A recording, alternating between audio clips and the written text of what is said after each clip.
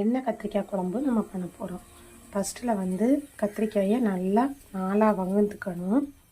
அங்கே பாருங்கள், இப்படி வகுந்து வச்சுக்கணும். சரியா? இப்போ நம்ம வந்து என்ன செய்கிறோம், எண்ணெய் ஊற்றிக்கலாம்.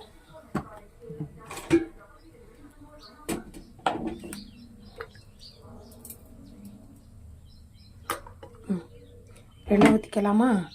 எண்ணெய் ஊற்றுனது எண்ணெய் காஞ்சதும் இப்போ நம்ம வச்சுருக்க கத்திரிக்காயை அதில் போட்டுக்கலாம். ஓகே, இப்போ நம்ம என்ன செய்ய போகிறோம்னா இந்த கத்திரிக்காயை அள்ளி இதில் போட போகிறோம்.